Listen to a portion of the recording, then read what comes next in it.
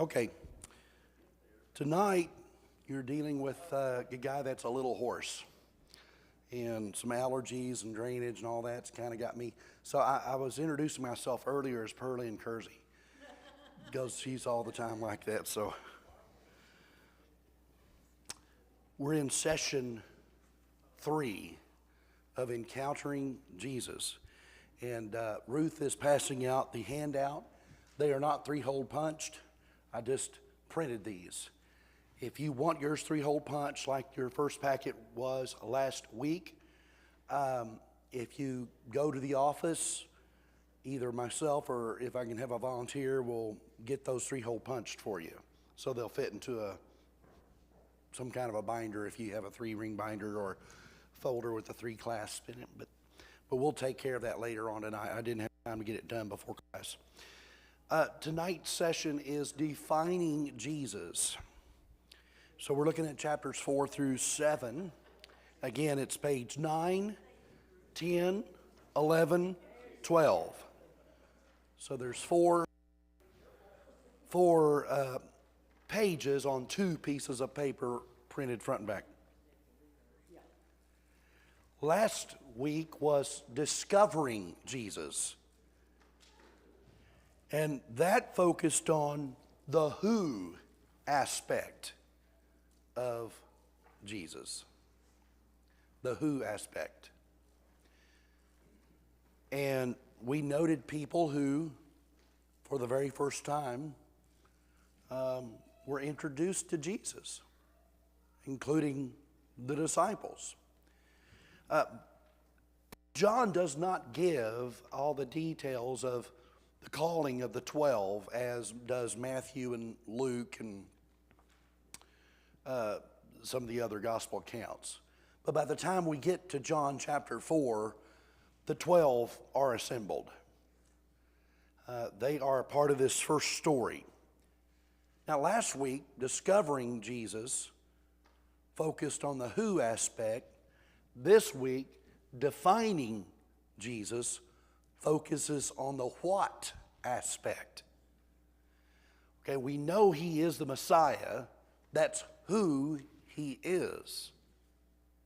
And they are elated, at least most people are, especially the ones for whom he gives special attention to those whom he heals, to that person in charge of that wedding banquet. You know, Jesus saved the day. But what kind of Messiah is still up for grabs? And people who are being introduced to Jesus are trying to determine his significance. His significance in their world and his significance in their own personal lives. I would also tell you today that that's still going on. You have people who are discovering Jesus for the very first time. They have the initial experience of either someone sharing their faith with them, or perhaps they are prompted by some kind of chaos or crisis in their life that leads them to a church or a preacher or a friend who is a Christian. And they pray and they hear about Jesus loves you and died for you. They're discovering Jesus. And there are some who are at stage 2. Well, they're now trying to determine, well, what do I do with Jesus? They're defining him. Let me ask you this question before we get started. Do you think there are people in the Lord's church today, even though they come to church services, are still not quite sure how to define Jesus? You think so? It's not that they're rejecting him. They've discovered him, or maybe they're in that discovery stage still, but they're still trying to figure him out. How does he fit into my life? And let me tell you what the struggle is. If you are approaching what to do with Jesus from the perception of how does he fit into my life, you will forever be frustrated. And here's the reason why. He's not designed to fit into your life. You are designed to fit in his. I love the fact that the Bible uses this mutual perception that yes, you're in Jesus and Jesus is in you. That mutual perception. If you are finding yourself trying to figure out the definition of Jesus right here, right now for you, Jeff Byers or Kevin Kokenauer, or whoever it might be, if you are struggling with that, begin to change the question. Instead of asking, how does he fit into my life? Or how does he, let me put it this way, how does he fit into my world? And instead, start looking for ways you fit into his. Does that make sense? I think everybody has a paper now, is that right? If not, I think the extras are on the chair by Lee. But let's go ahead and go to the first encounter with Jesus. We'll spend most of our time compared to the others with this one, the woman at the well. The woman at the well. This story is so well known, I'm not going to read it its entirety, but go ahead and open up to the Gospel of John, chapter 4, because we are going to glean from it as we have been in the past. What we'll do in all these encounters, we'll glean from some of it. Jesus is sitting at a well. He's tired. This is a well in a town called Sychar. It's in Samaria. Samaria is the place where Samaritans live. Samaria is a region, okay? It is made up of people that were products of Jewish-Gentile relationships. Some people would refer to that as a mixed breed, which is probably a, kind of a candid way of saying it that's not really maybe as respectful, but it was a lot more respectable than the term that some were using of the Samaritans, that they were dogs. That was the discriminatory word being used to describe. They were half-breeds, okay? That is the dynamic of the culture in that first century. He's sitting there, tired, and it says later in the text that his disciples had gone into town to buy food. So they were hungry, right? They've been traveling. A Samaritan woman comes out to draw water. Now, we paint this scene as only her and Jesus are there. The reason we paint it that way is because it doesn't mention anybody else being there, and most scholars conclude that a woman coming out from town to this well would not have come when the men were there. She would have waited her turn when nobody else is there. And what she says to Jesus gives a reason why that is to be.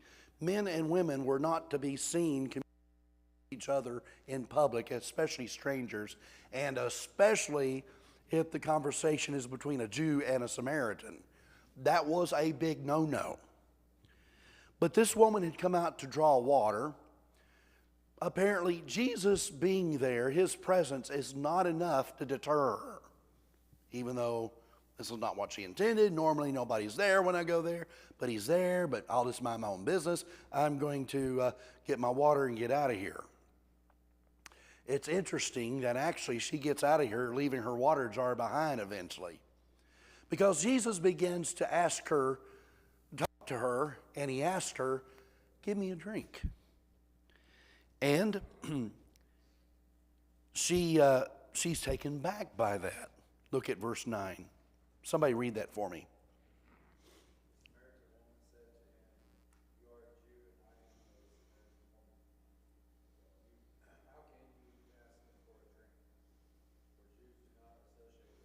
Thank you. So that helps me say my voice. So as you read this at home, if you're watching online, that's the reasoning that we're giving for that cultural dynamic going on. Okay? And Jesus explained to her that if she knew who was talking to her, she would have asked him for a drink and would have given her living water. How did the woman respond?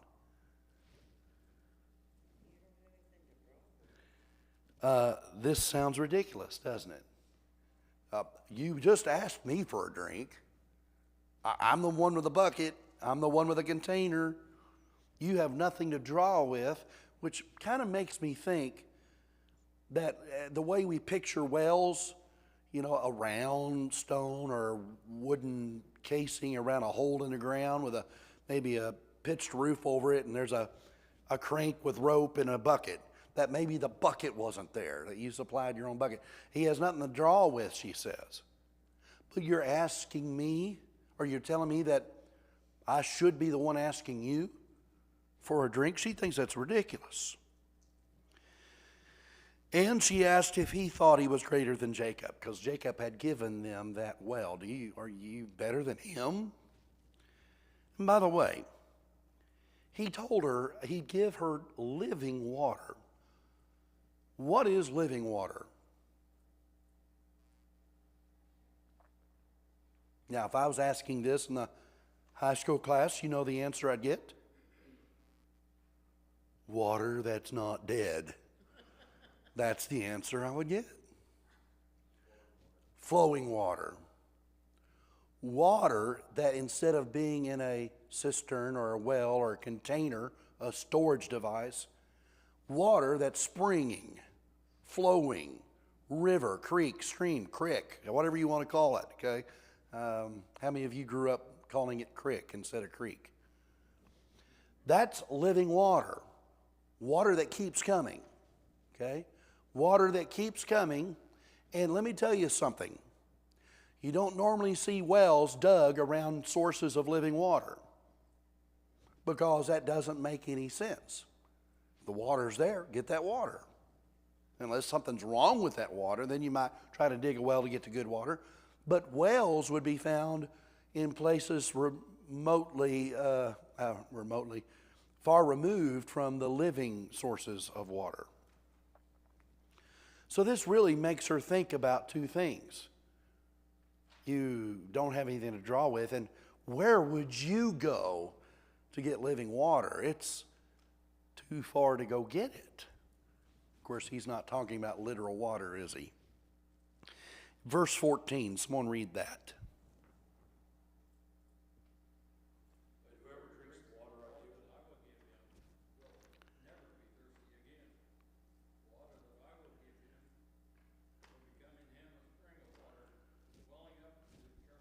Very good. Jim, I'll get you on the next verse here. The living water that springs up in you. That's not water.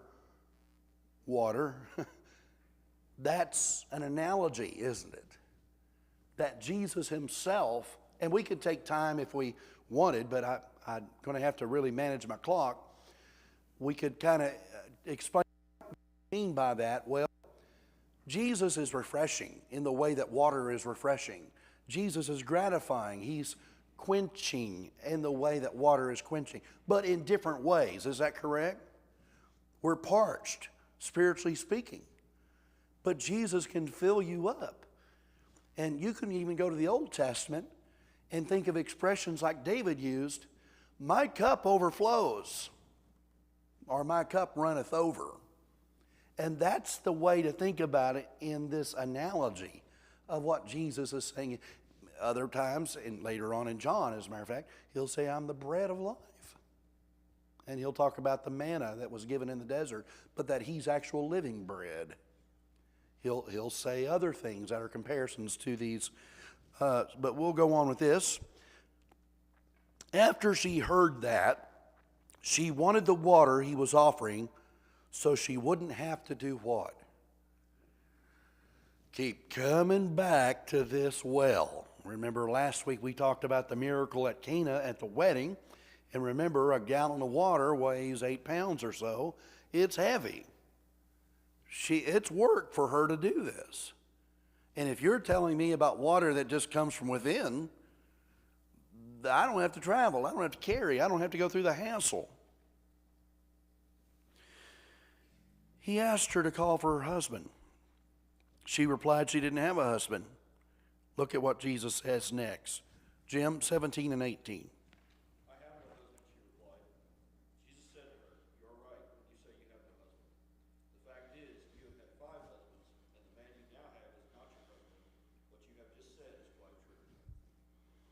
Now, I just want to pause here and say,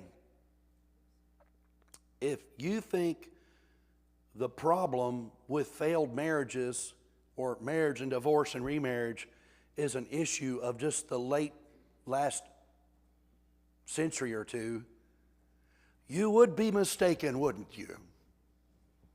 Yes, you would. You would be mistaken. So even when Jesus talks about divorce, he has to refer all the way back to when Moses would give a certificate for it, didn't he? It's been going on for a long time.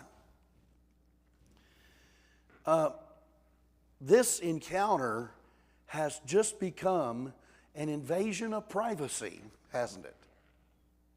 By today's standards, this is kind of taboo for you to talk to a stranger about this kind of subject matter.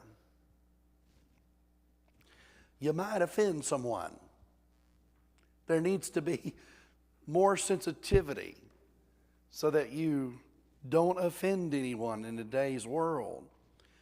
But Jesus shows us that in order to reach people, we have to get into their personal lives. Tactfully, of course, and Jesus has a better way of doing it, knowing the hearts of people and knowing the background. You know, I can stand here and do some kind of effect or routine or a trick to make you think I read your mind, but I didn't. I mean, I can kind of guess what some of you are thinking most of the time, because some of you aren't thinking about anything at all. So I've got it nailed down already. Right, Jeff? Had him for drinking last week. Today I'm going to just have him as, not paying attention and dazed and confused. He already knew that about her personal life, but he wants to bring it out. At this point, we're going to come to this, she had determined that he was a what? Prophet. She's not determined Messiah stuff yet. I can see her a prophet. And then she engages him in a long debated question about where one should worship. Verse 20. Someone want to read verse 20? Our ancestors worshipped on this mountain, but you Jews claim that the place where we must worship is in Jerusalem. Now Jesus basically is telling her that a time is coming where the place of worship won't matter. And I'm going to retroactively hook back onto the ending of our Kingdom Come series, as well as that first session that we had about God's view about man's ideology of kingdom business. And if you recall, it was the last page, I think I gave this to you. I think I gave you the page about my views on premillennialism. I'm trying to remember if I did or not. Did I? A summary of it? Okay. And I may even have a longer detailed page that if you want one, I tacked it on to the end of the Kingdom Come lesson in my file. And this is a one-pager if you want it, but it's long bullets of why I believe premillennialism is wrong.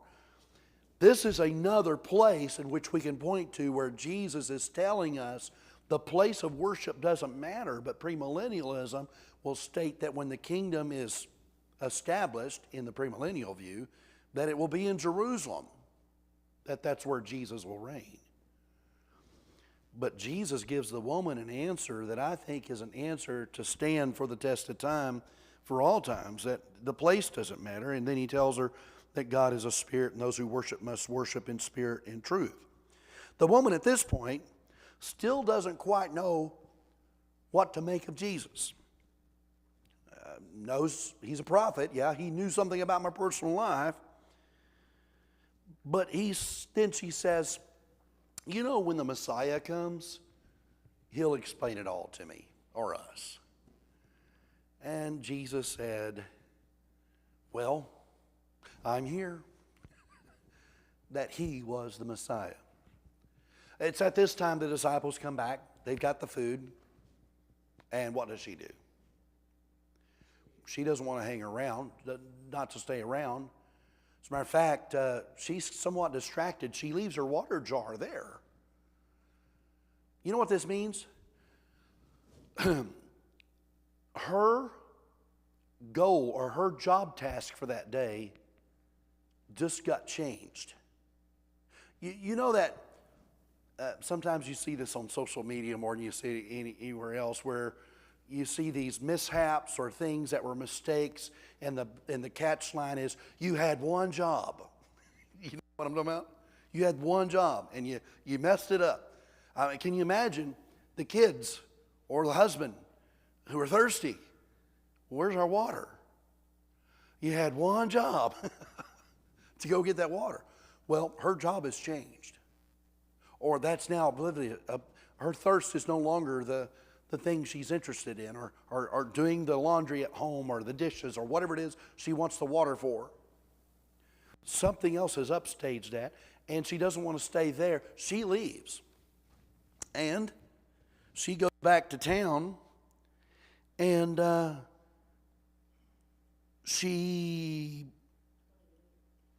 thank you. Well, he tells her he's the Messiah, and disciples are wondering, why were you talking to that woman? And she leaves her water jar, and look at verses 29 through 30. Who wants to read 29 and 30?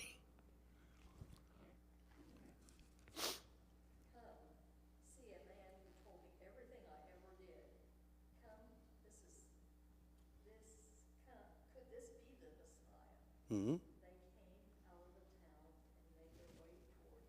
Okay, very good. Now let's ask our questions. That's the woman at the well. Like I said, we'd spend most time on that. Some of these others will hit kind of hard and fast. What is the woman's initial reaction to Jesus in this narrative? Yeah, it's a shocking thing, isn't it? After hearing what Jesus was offering, how did she first think she's going to benefit? Now, I've already kind of answered that a while ago. That made my job easier. That's going to be convenient for me, right? How did the woman respond to Jesus' knowledge of her personal life with all its baggage? Well, probably could use Ruth's answer again. Shocked. But then what? I can tell there's something different about you, right? What grievance did this woman have? Or to have church, yeah. And I didn't ask this question on the discussion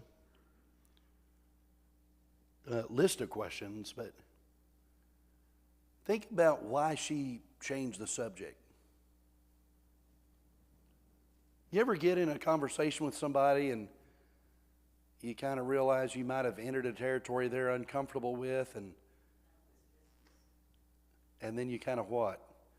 Well, let's talk about something else. Let's talk about some theology stuff instead of my personal life, right? Because she doesn't want to get into that, apparently. This is a mechanism you can look for. It's an expected response that I have with people who might be skeptical of the gospel. You ever have anybody you try to talk about spiritual matters with, and they're just not that into it, and so they kind of steer you a different way? Let's not talk about that right now. I don't want to talk about that religious. That's up to you. Let's talk about where we're going to go eat. You know, they're changing the subject, aren't they? I think this is partly that. But if he is a prophet, I think it's also that, well, you could be a resource as to why you think it's okay you choose to treat worship one way and not think that we're worshiping in the right way because we're not going to Jerusalem. Now, what's strange is you don't want us there anyway. We can't get into the temple. They can't get into the court of the Jews. There's a court of Gentiles outside of that they're only allowed to go only so close. So I think that's interesting. When the disciples returned, we know what the woman did. She leaves her jar, goes to town, tells everybody. My question for us to kind of ponder about is, what other reaction could she have? Picked up the jar and leave, and what? Go back to town and act like nothing ever happened. And maybe the next day when she needs water, see if that guy's there first before she goes up to the well. Sam, did you have your hand up?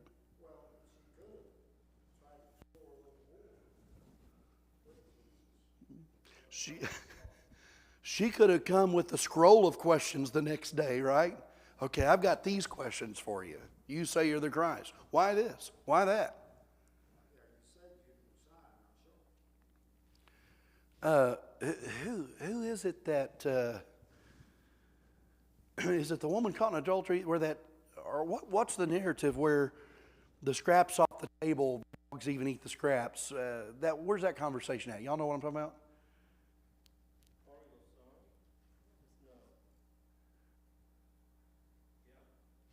Is it the woman?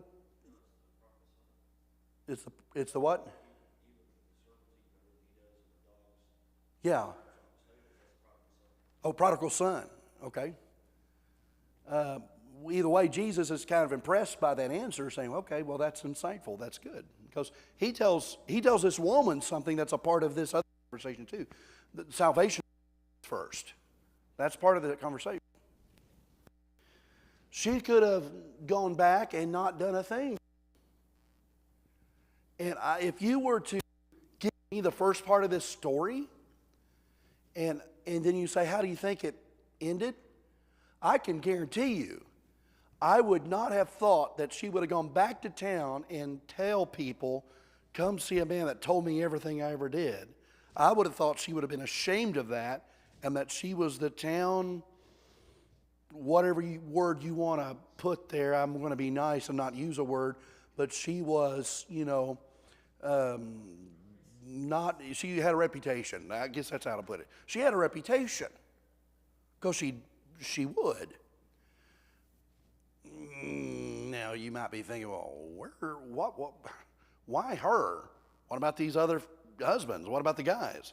We don't know if they died, if they were, whatever happened there. We don't know the backstory. This story could have turned out much, much different, but the way it did turn out is going to result in something pretty amazing. Let's go on now to page 10, the Samaritans and Sychar.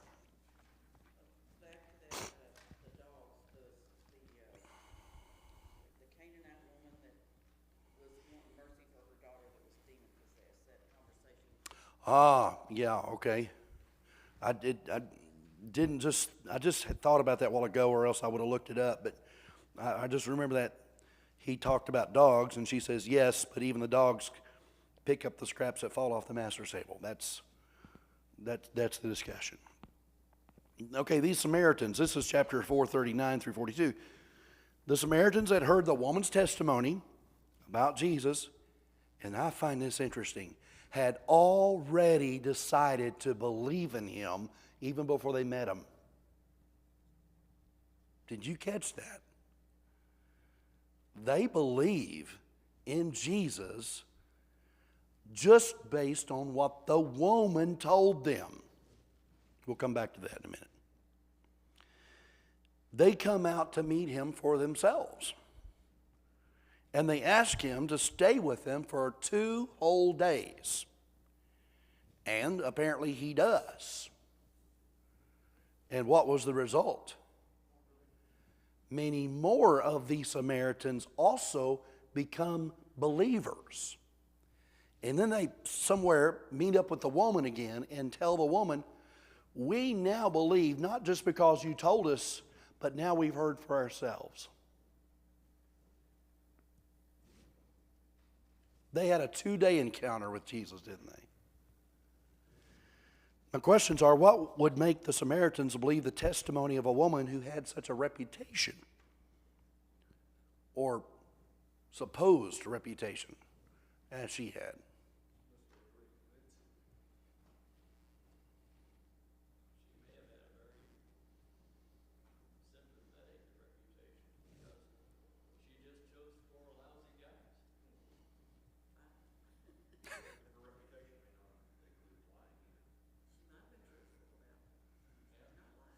Yeah. This does not seem like the story of the boy who cries wolf. She seems credible.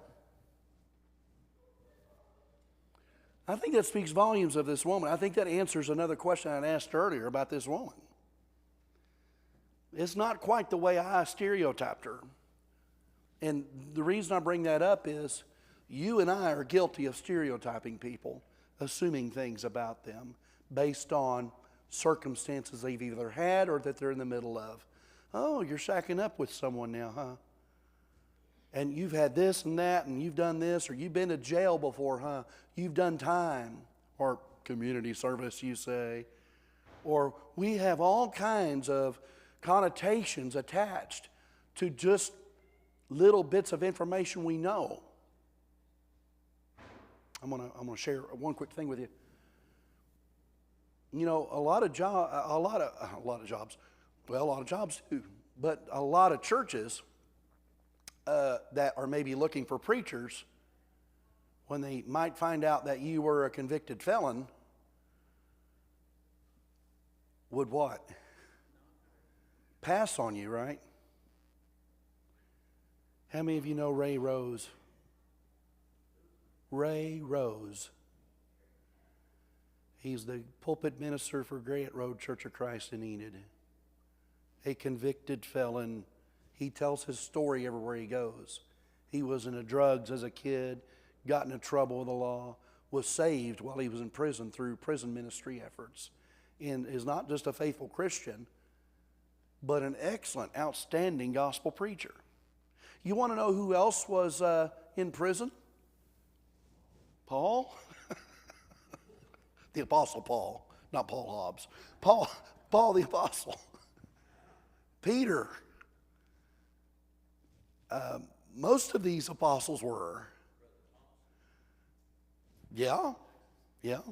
I remember that story from, was that in the 70s or so, wasn't it? The meanest man in Texas.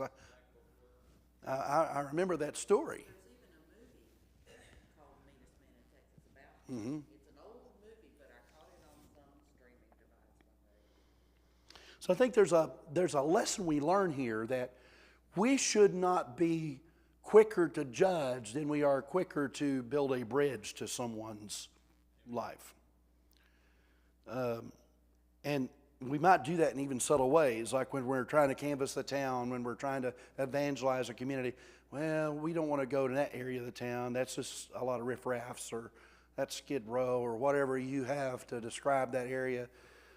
And let me tell you how subtle this is. And I'm not trying to judge anybody here. I'm making a generalized blanket statement, and I realize this is the wrong thing to do because I don't like painting with wide brushes like this. But typically, or at least it's not surprising to us, that whenever there's a plea, let's invite people to church for our such and such dinner or our such and such event, that we tend to go to the people we're most comfortable with, that we know and we've already vetted out in our mind, and we don't go to the ones that we really don't want here. Now, am I right or wrong? I'm both. I'm conflicted. That's probably right.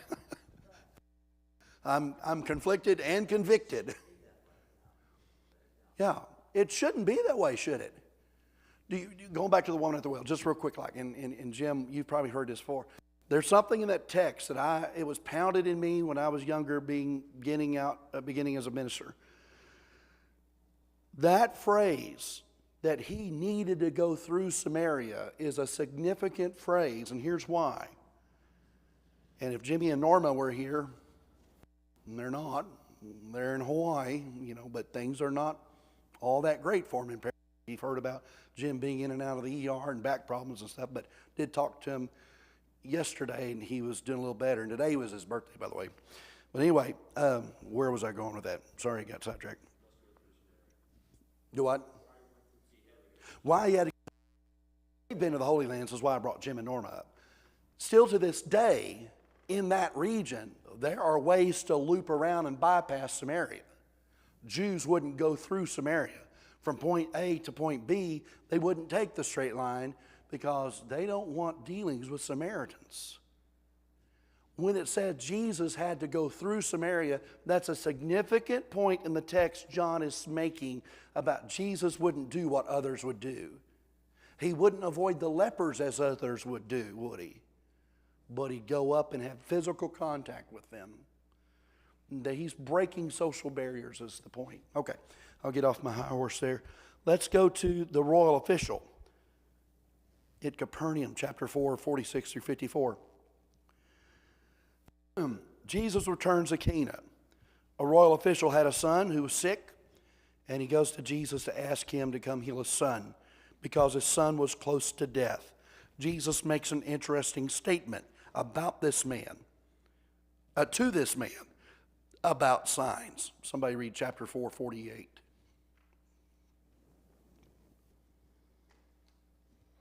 Unless you people see signs and wonders, Jesus told him, you will never believe.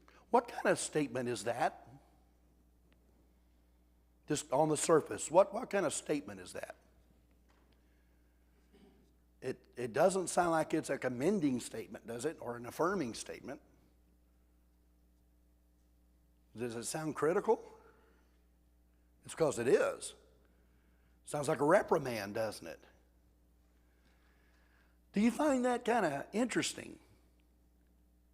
Or dare I say, do you find that seems to be out of character to the way we usually being crass to a guy simply concerned about his son's health? Now, I know that, and I know that you are like me, which is really scary. I know that you're like me, and you think, I should never question Jesus just because it might appear to be one way when I, deep down inside, honestly think it must be something I don't understand. It wasn't that way. Like the point where he says, he who comes after me must hate his father and mother in his own life also. And I got to cover for Jesus in front of friends. You ever felt that way? Let me tell you something I've learned. Jesus don't need you to cover for him. He said what he meant, and he meant what he said. It's there for us for a purpose. And no, it's not trying to be rude to that man. Sam, I'm sorry, I saw your hand.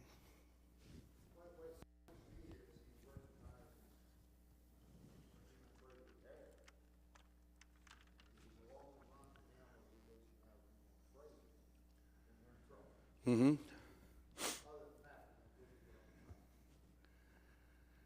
When you consider the role of a parent, let's just go there. When you say to that kid for the 43,000th time, sit down and be quiet. How many of you done that? I mean, we do it all the time on the bus, right? Do you love your kid any less? You know, harsh words should not be always taken as, I dislike you or I reject you. Yet we live in a society that kind of is now how it goes. Disciplines those whom he loves. This is corrective measures. And it's said publicly in front of his disciples. Yes, it's to this man. But there's a hidden message here I don't want you to forget. Is Jesus more concerned about the soul of people or this royal official's son's health? Now, that's kind of a, man, it's like what's the word, juxtapositioning or whatever. You're really putting two good things at odds at each other. Let me tell you, I'll give you the answer. He doesn't care as much about that royal official's son as he does the deeper meaning behind this statement about not getting hooked on and being dependent of miracles all the time. That's the point. That's the point. You think, wow, is Jesus really that insensitive? No. What I'm saying to you is the worst thing that can happen to somebody is not dying young. It really isn't. And that sounds cruel and harsh in today's world. But Jesus, the creator, author of life, he has a bigger picture in mind than you and I are willing to have sometimes. Does this make sense? That helps you understand a little bit better about sometimes what Jesus might say. Now, here's something else in the narrative. What he says does not even seem to affect the royal official at all. What's he do? Keeps insisting, come now, he's about to die. And then what does Jesus say? Go home, he lives, he's on his way home. His servants come from that house, meet him before he gets there, and say, good news, your son lives. He says, well, what time did he get better? And they told him, and he determined in his mind, that's the exact time Jesus said, your son lives. Boom. Let me ask you this, since we're talking about defining Jesus, do you think in that moment the royal official has a pretty good definition of who Jesus is right now? Do you think he's got an axe to grind about why was he reprimanding me for asking for a sign? Do you think that's a hang-up he has? I don't think it is at all. And that's how you have to contextualize that narrative.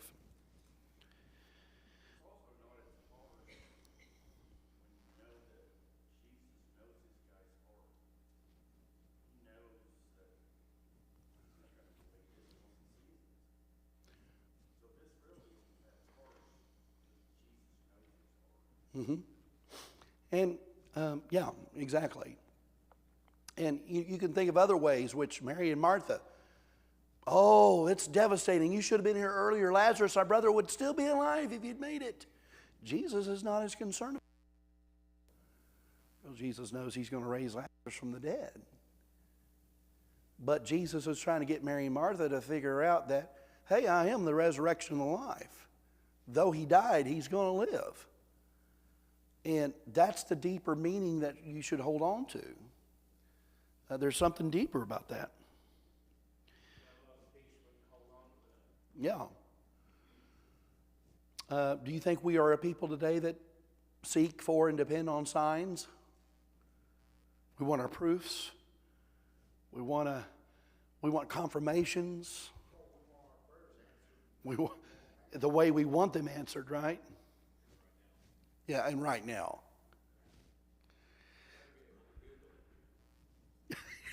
or there's an app for that. Why can't you know, there's an app for that. Well, there's an app for that. Come on, where's it at? You know, instant gratification in an affluent society is leading us to being a degraded society.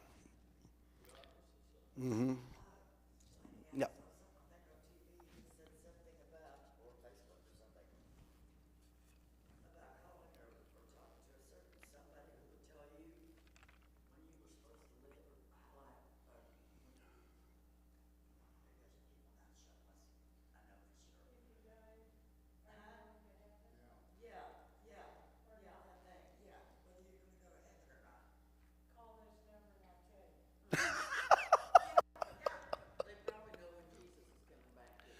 My question now is, after you get your first answer, are you trying other numbers? I'm going to keep calling until I get the answer I want to hear, right? How many of you do that with doctors? Ooh, that wasn't good news. I'm going to try. I'm going to get a second opinion. You know, sometimes we get a second opinion because the doctor, well, we want second opinions because we want, you know, to triangulate our decision, I guess is the way I'm putting it. But, wow. Jim, go ahead.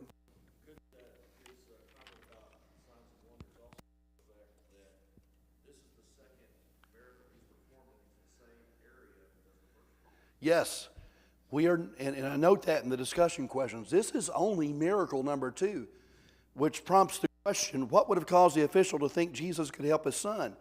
He's only done one miracle, according to 454. The one he's about to perform on his son is, at a distance, is the second one.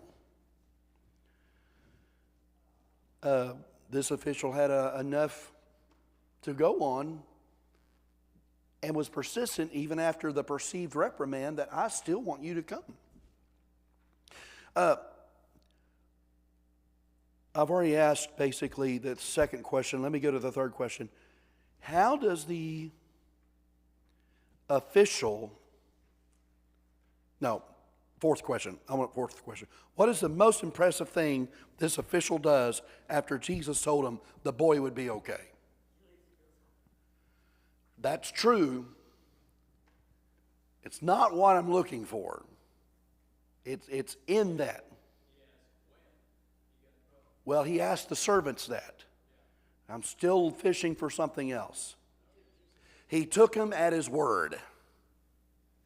He took Jesus at his word. I just said it better.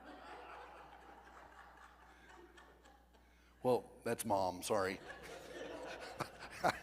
There's an out here. Let's go to the invalid at the pool. No, invalid at the pool. Chapter 5. During one of the Jewish festivals, Jesus sees a man. He's been invalid for 38 years. He's by Bethesda Pool. Bethesda Pool is by, I forget which gate it is. It's a pool that tradition held that when you get in there first thing in the morning when the angel stirs the water, you can get in there and be healed of any of your flu or diseases or whatever it might be, okay? That's where he's at. Jesus sees him there. And he learned how long this man's been in this condition, 38 years. And he asked the man, do you want to get well? And the man told Jesus of his frustration. Somebody read chapter 5, verse 7. Sir, the invalid replied, I have no one to help me in the pool when the water is stirred. While I'm trying to get in, someone else goes down ahead of me. You can see frustration. He's there at the right place. Okay, today, well, I don't know when it was put out there. Bubba's Outdoor Sports is going out of business.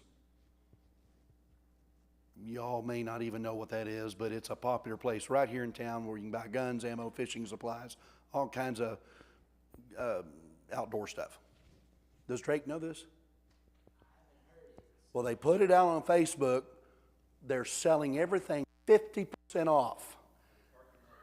Lee, how many guns were there when you got there this morning? They were lined up at the door and they were gone. Well, the guns are gone. I went there before the bus route and it was still packed. And I just looked for things and it was up for sale for a while and it didn't sell. So they decided, the owners, Val and her husband, they live in Wichita. They were just tired and they weren't really, invested in it anymore and just needed to change focuses. So I get that. But it's like that, right? You get there, but they run out because it is a special deal. It's a run on it, How frustrating it is for this invalid to be at the pool, but he can't help himself in the water. There was nobody to pick him up and put him in. Everybody would beat him. Everybody get ahead of him. He can be frustrated. How long? 38 years. How old are you, Chris? 38. At that moment, Jesus told the man to get up, get his mat, and walk. Now stop. You know what he does if you read the text. But I got to ask you, what would you have thought if you heard that from Jesus? Does the man know who Jesus is? No. Because when he's asked, he says, I don't know. He slipped away in the crowd. What do you think? What are you thinking if you're that invalid? Are you serious?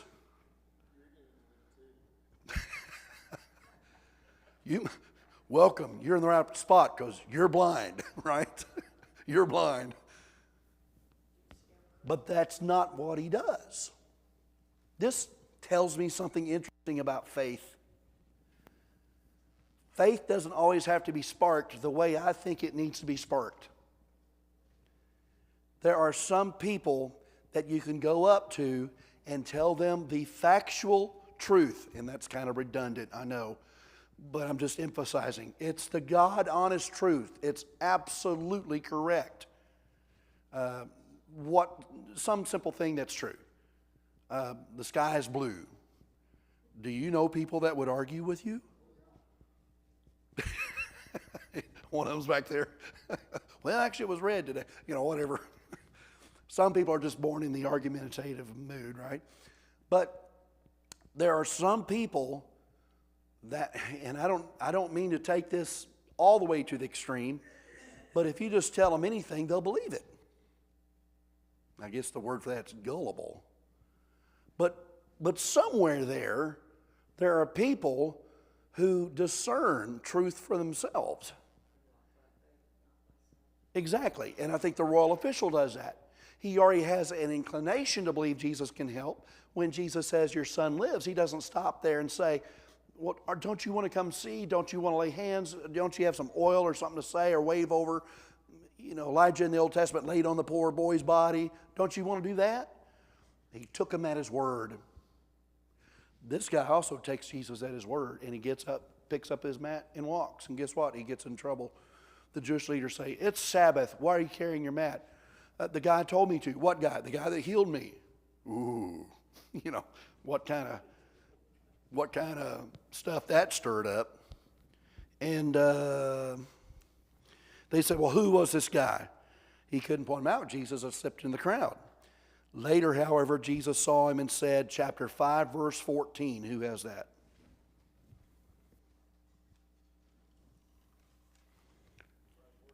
Mm-hmm. Later, Jesus found him at the temple and said to him, see, you are well again. Stop sinning, or something worse may happen to you. And then the man goes away and then tells the Jewish leaders, oh, it was Jesus that told me that, by the way. You know, what's funny about these narratives in a way, if you think you've got it nailed down and it's smooth going, and then he throws a statement in like that, and you think, okay, I've got to do something with that. Do you know the statement I'm talking about? Or is that just the way I think? It probably is just the way I think. Be like the reprimand, or what's perceived to be the reprimand to the royal official, and here to the invalid. Will stop sinning, or something worse will happen to you. You got to do something with that statement. What are you going to do with it? You've ignored it all this time, haven't you?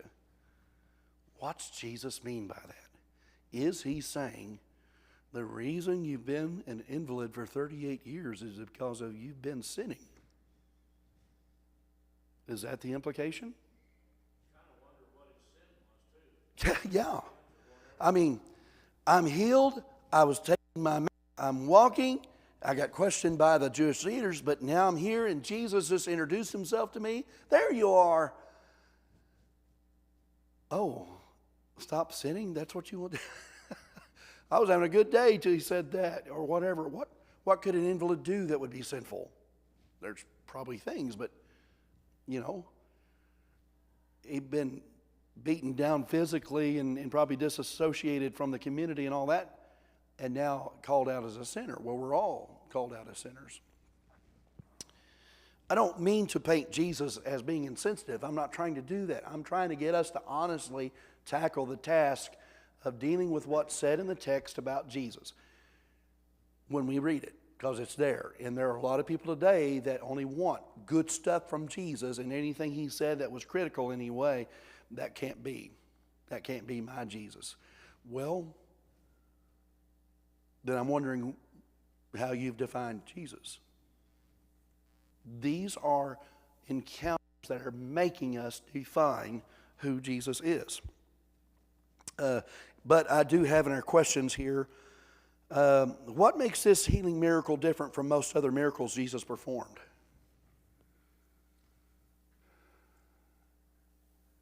How many miracles happened because Jesus initiated the conversation?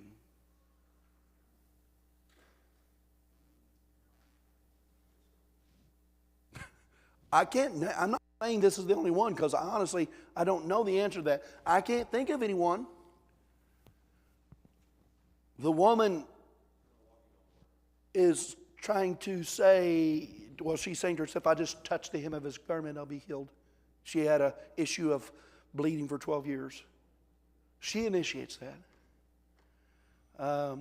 The royal official initiated the son's about to die. Mary and Martha initiate Lazarus. This is the one time where he says, do you want to get well? What an encounter. And that, again, leads to when he says, well, take your mat and walk. He's willing to try anything, isn't he? Let's do it. Let's do this thing. I just love that question he gives there.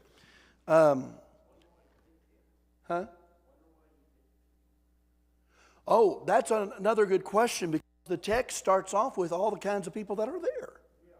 I mean, aren't blind listed here? Lame, paralyzed, disabled. The only plausible answer given in the text is because Jesus learned he had been in this condition for a very long time.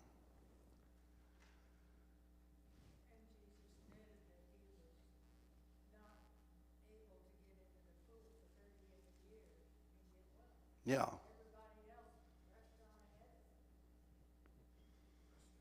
Yeah. I mean, those are plausible answers anyway. I want to go on. Jewish leaders, real quick.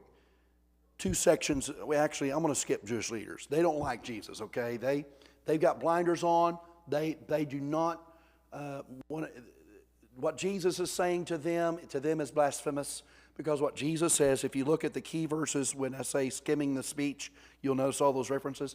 It's all about, well, I'm doing what my Father does, or I'm saying what my Father says, or what I do is you seeing the Father do. He's tying himself to deity all through that, and it's irritating him to no end. But let's go on to the very last encounter, because we're down to 3 minutes. Chapter 6, verse 60 through 71. The deserting disciples and committed disciples. Jesus had been comparing himself to the manna in the desert, and many disciples were troubled by that. Chapter 6, verse 60 says, on hearing it, many of his disciples said, this is a hard teaching.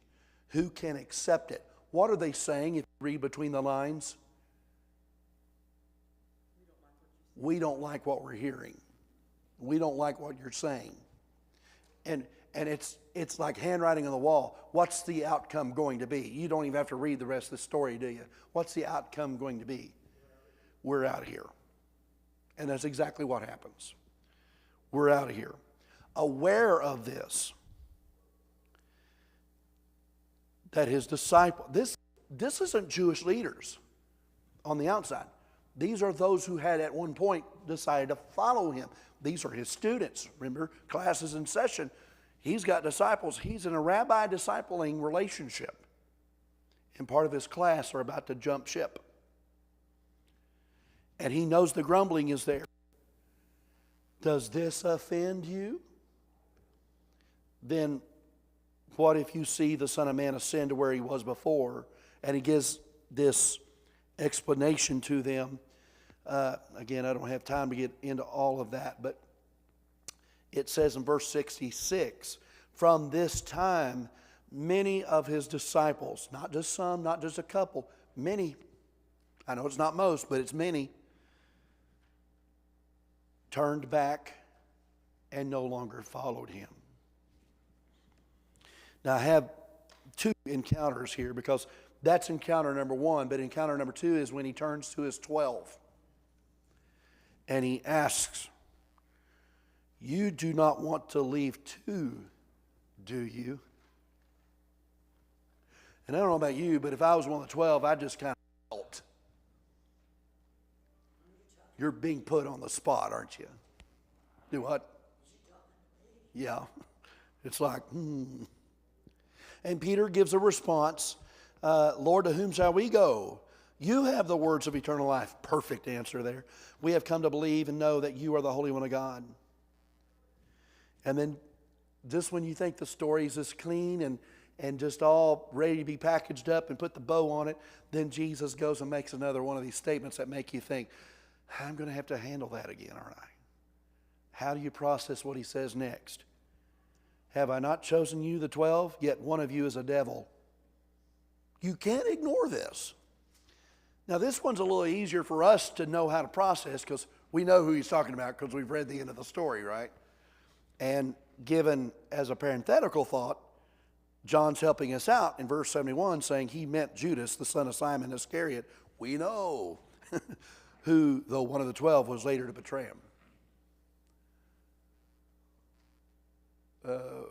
Sometimes you hear that expression, why not let sleeping dogs lie?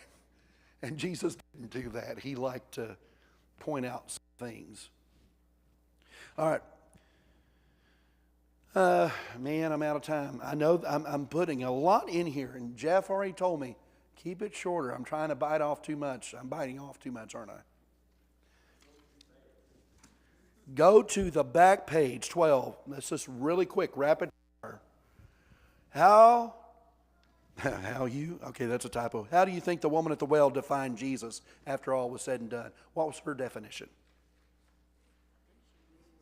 The one, right? What definition do you think the Samaritans at Sychar had? Yeah, he's the one. What definition would the royal official have? He's the one. What would the invalid at the pool tell you about what he thought of Jesus?